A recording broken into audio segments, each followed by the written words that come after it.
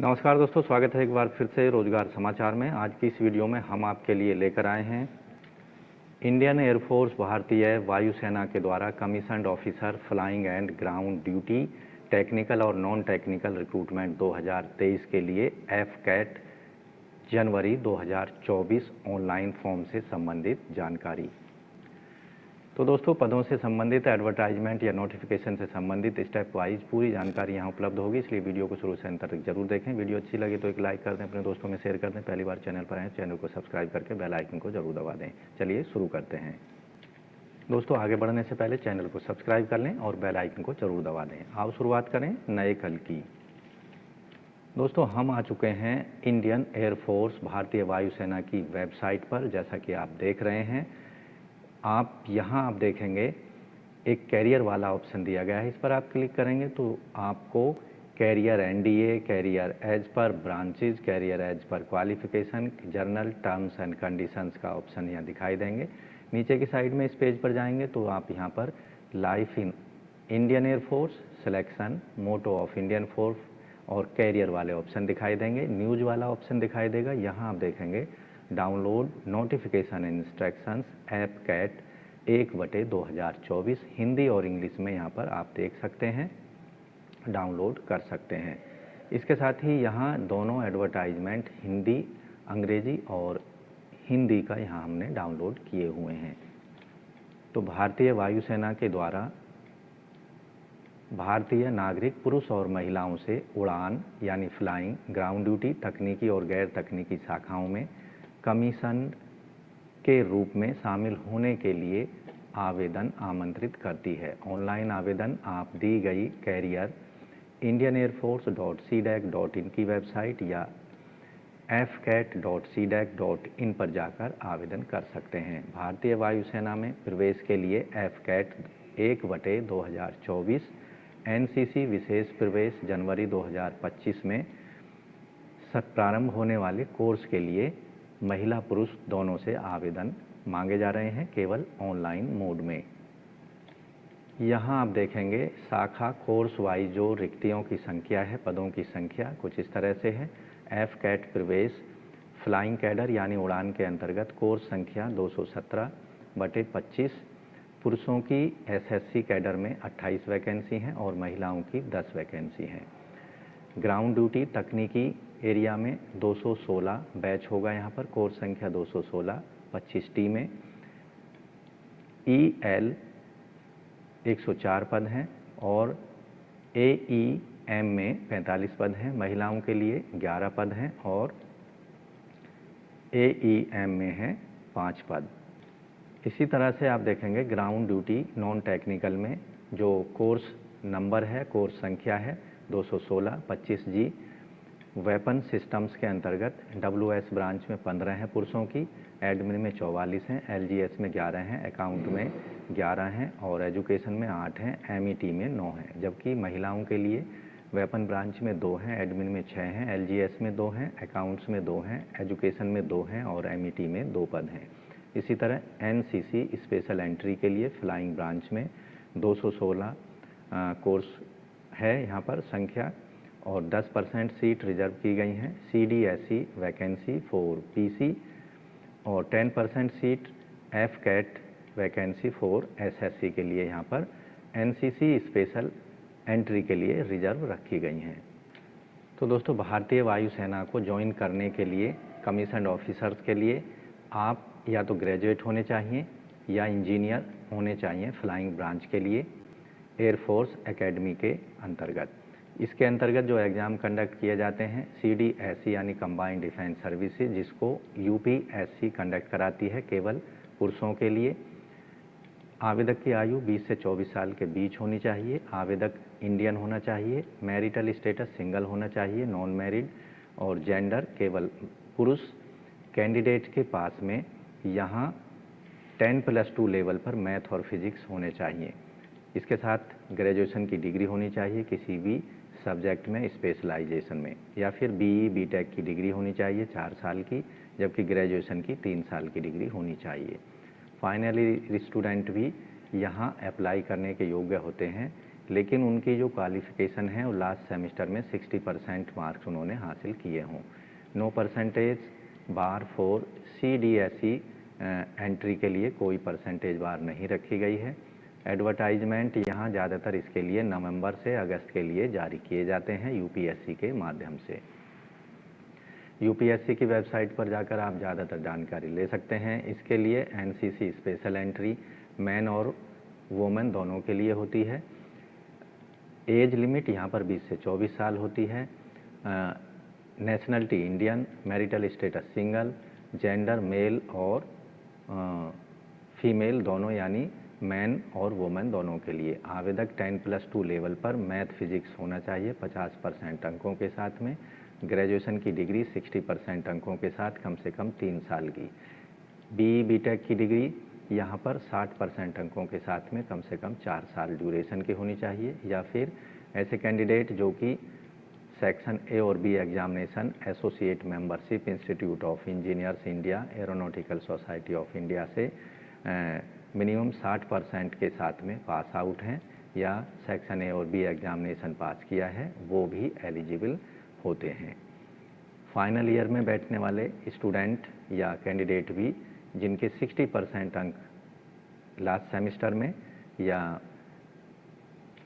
Last year में हासिल किए हैं, वो भी अप्लाई कर सकते हैं। NCC air wing senior division C certificate होना चाहिए। Validity of certificate would be 2 years before the date of advertisement.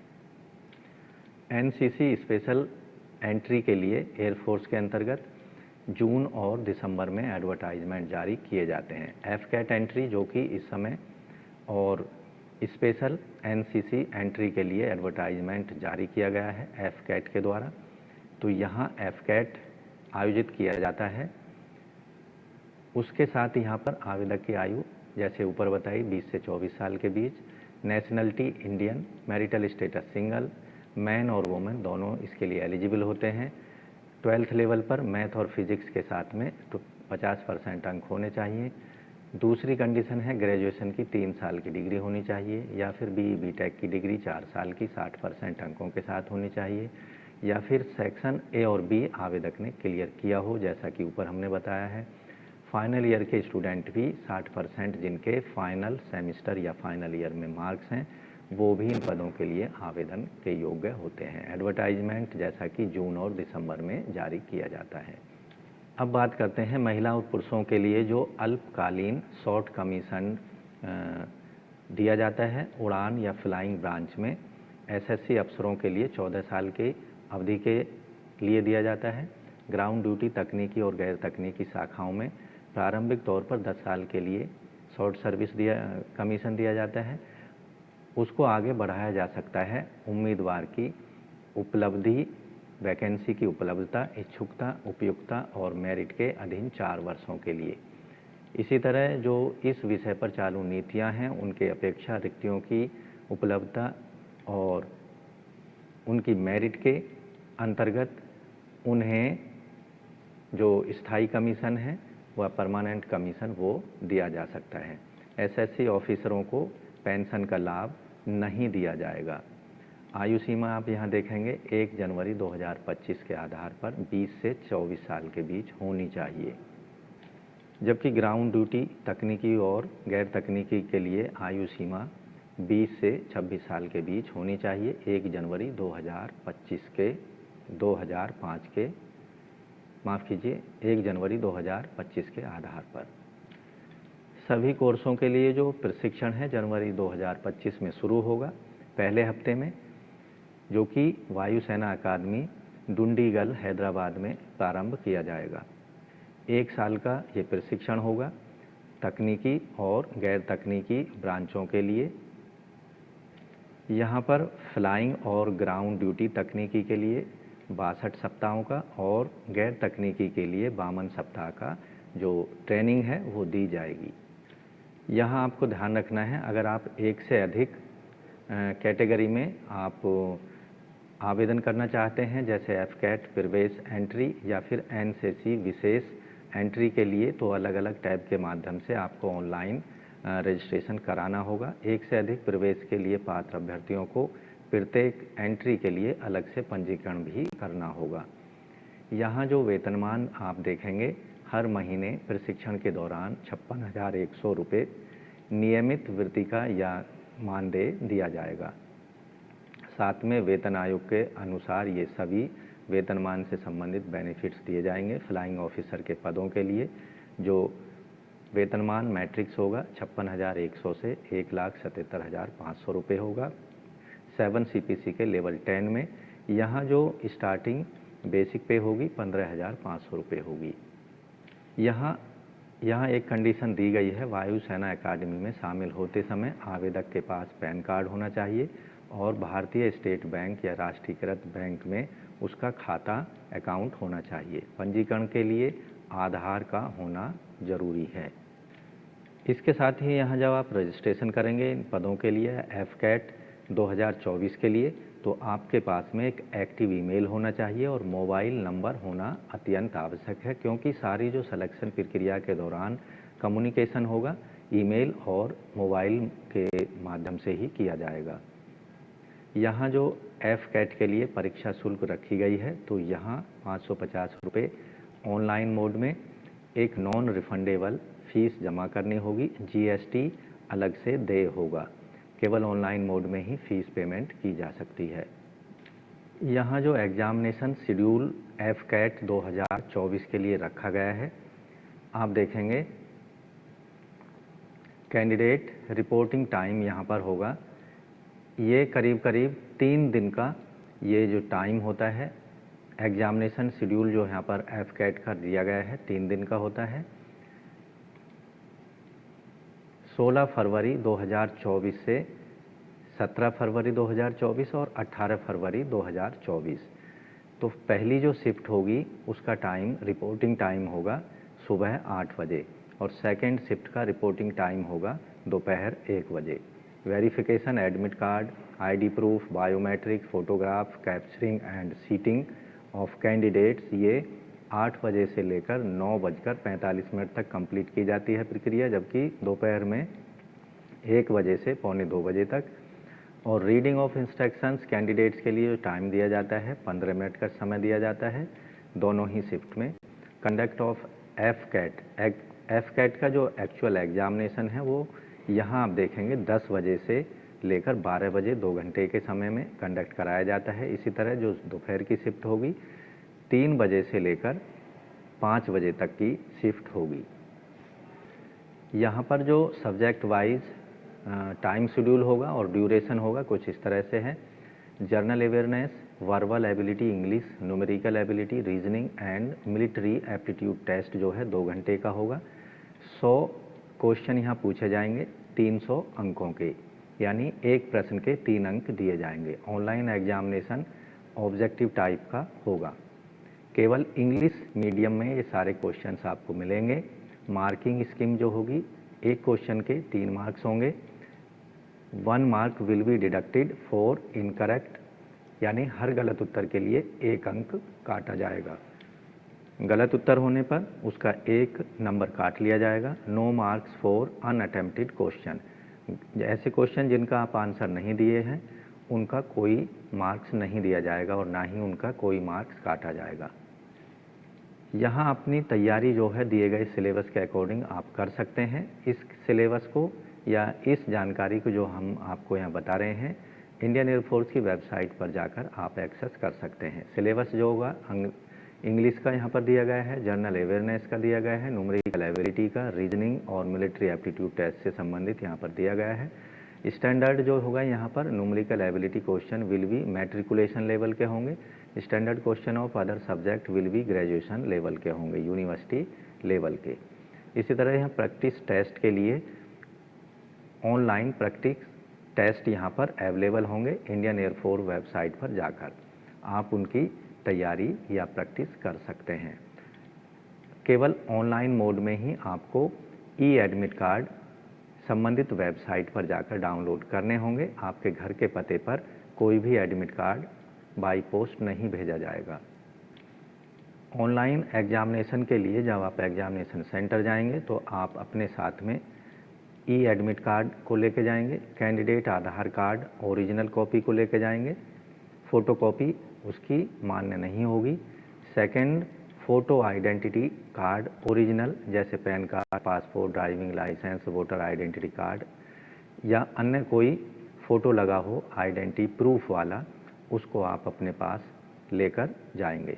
Name of candidate Aadhaar number और सेकंड आइडेंटिटी कार्ड पर एकदम एक जैसा होना चाहिए 10वीं के सर्टिफिकेट के अकॉर्डिंग। इसके साथ 2 पासपोर्ट कलर साइज़ फ़ोटोग्राफ आपको एग्जामिनेशन सेंटर पर ले जाने होंगे। बॉल पॉइंट पेन ब्लू या ब्लैक आपको अपने साथ ले जाने होंगे। ऐसे आइटम्स जो कि एग्जामिनेशन हॉल में बैन हैं, उनकी लिस्ट यहाँ आप देख सकते हैं डिटेल में। फिजिकल फिटनेस यहाँ पर परखने के लिए कैंडिडेट्स को 1.6 किलोमीटर या 1 मील की जो डिस्टेंस है 10 मिनट में पूरी करनी होगी। 10 पुशअप्स लगाने होंगे और 3 चिन अप्स यहाँ पर कंप्लीट करने होंगे। यहाँ पर जो फिजिकल टेस्ट हो गया, फिजिकल कंडीशनिंग होगी। यहाँ पर आप देखेंगे रनिंग जो होगी 4 किलोमीटर की 15 मिनट में पूरी करनी होगी। स्किपिंग, पुशअप्स, सिटअप्स 20 कम से कम लगाने होंगे। चिन अप्स 8 और रोप क्लिम्बिंग 3 से 4 मीटर और स्विमिंग 25 मीटर की करनी होगी। दोस्तों, यहाँ भारतीय वायुसेना के द्वारा medical standard air force common admission test FCAT 1/2024 के लिए flying branch, ground duty, technical non technical branch के लिए स्पेशल एंट्री NCC कोर्सेज के लिए, जो कि जनवरी 2025 में कॉमेंस किया जाएगा या शुरू होगा। जनरल इंस्ट्रक्शंस यहाँ पर आप डिटेल में देख सकते हैं। कैंडिडेट का फिजिकल स्टैंडर्ड फ्लाइंग ब्रांच के लिए हाइट 162.5 सेंटीमीटर होनी चाहिए। अदर ब्रांचेज के लिए 152 सेंटीमीटर होनी चाहिए। दोस्तों, आप भी अगर भारतीय वायुसेना इंडियन एयरफोर्स को ज्वाइन करना चाहते हैं तो FCAT 2024 के लिए अपने आवेदनों को समय पर ज़रूर सबमिट कर दें। अंतिम तिथि है ऑनलाइन आवेदन करने की 30 दिसंबर 2023 दोपहर 11 बजे तक।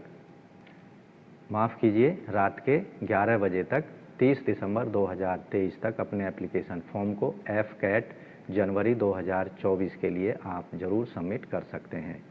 तो इस तरह से इंडियन एयरफोर्स को आप ज्वाइन कर सकते हैं कमीशन्ड ऑफिसर्स फ्लाइंग ब्रांच में और जर्नल ड्यूटी के अंतर्गत, टेक्निकल और नॉन टेक्निकल कैडर के अंतर्गत। तो उसके लिए आपको जाना होगा FCAT जनवरी 2024 के लिए एप्लीकेशन फॉर्म को ऑनलाइन मोड में सबमिट करना होगा 30 दिसंबर रात के 11 बजे तक। अपनी एप्लीकेशन फ़ीस को ऑनलाइन मोड में पेमेंट कर देना है। 550 रुपये एप्लीकेशन फ़ीस पेमेंट करनी है।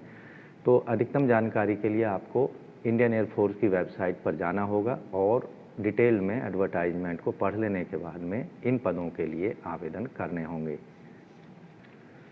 तो दोस्तों, आशा करते हैं भारतीय वायुसेना के अंतर्गत मांगे गए ऑनलाइन मोड में कमीशन्ड ऑफिसर के पदों के लिए आप FCAT जनवरी 2024 के लिए ऑनलाइन एप्लीकेशन फॉर्म सबमिट कर पाएंगे 30 दिसंबर 2023 तक रात के 11 बजे तक। तो आशा करते हैं पदों के संबंध में उपलब्ध कराई गई जानकारी आपको अच्छे से समझ आ गई होगी। इसलिए वीडियो को एक लाइक ज़रूर कर दें, अपने दोस्तों में शेयर कर दें। चैनल पर पहली बार आए हैं और चैनल सब्सक्राइब नहीं किया है तो लेटेस्ट रोजगार समाचार रोजाना जानने के लिए सब्सक्राइब कर लें और बेल आइकन को ज़रूर दबा दें, जिससे आने वाले लेटेस्ट रोजगार समाचार आपको रोजाना मिलते रहेंगे और आप विभिन्न सरकारी विभागों के अंतर्गत आने वाली लेटेस्ट सरकारी नौकरियों के लिए समय पर ऑनलाइन या ऑफलाइन मोड में आवेदन कर सकेंगे। तो आज की वीडियो में बस इतना ही। मिलते हैं लेटेस्ट रोजगार समाचार के साथ नई वीडियो में। तब तक के लिए धन्यवाद। आपका दिन शुभ हो। दोस्तों, चैनल छोड़ने से पहले चैनल को सब्सक्राइब कर लें और बेल आइकन को ज़रूर दबा दें।